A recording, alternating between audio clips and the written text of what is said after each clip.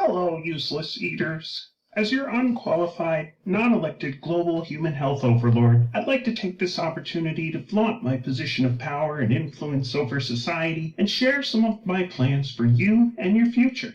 When I amassed my fortune in computer software, I demonstrated that I was willing to lie, steal code, cheat my partners, and exercise monopolistic control to destroy my competitors. Now that I've retired, I can rebrand myself as a humanitarian. With my for-profit foundation masquerading as a charity, I can advocate for population reduction and sponsor mass human experiments with unproven vaccines in vulnerable populations. Like my father, a powerful banker, eugenicist, and Rockefeller crony himself, it's always been my ambition to decide who lives and, more importantly, how many have to die. Whether it's under the guise of climate change or world health, it's really all about controlling and culling the human herd for fun and profit. In November of last year, I hosted Event 201, a war game simulation of a global pandemic.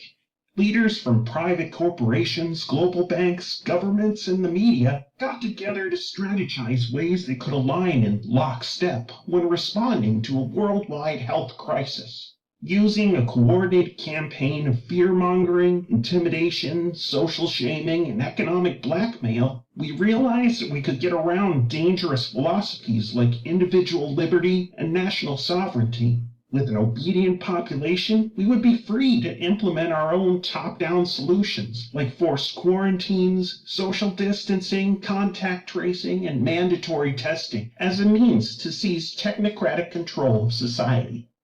Now imagine my excitement when we had the opportunity to declare our own global pandemic. It was my chance to look like the Nostradamus of public health and to position myself and business partners like Dr. Fauci as the de facto authorities on response and solutions. Through exaggerated doomsday scenarios and computer simulations, our petty control freaks instituted harsh rules and draconian lockdowns.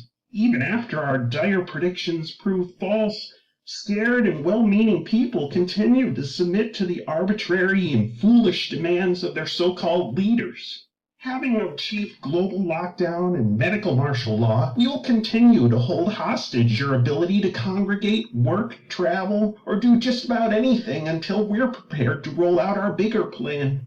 I'd like to call this Pandemic 1, because believe me, we have others in the works. Our final solution is to have you begging for us to vaccinate, tag, and digitally track each one of you like livestock. Not only will my foundation enjoy legal immunity and trillions in profits, but these mandatory experimental vaccines will move us so much further down the road to absolute centralized global control. If only my good friend Jeffrey Epstein had been here to celebrate with me aboard the Lolita Express.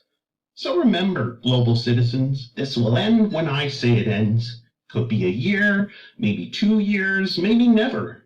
I guarantee that if we have our way, it will be at least until you're not able to do anything to stop it. Just surrender your personal freedom and common sense to our fear merchants in government and the media, because none of this works unless you all go along with it. Now, if you'll excuse me, I'm off to do some augmented reality spirit cooking with Marina Abramovich. Bye now.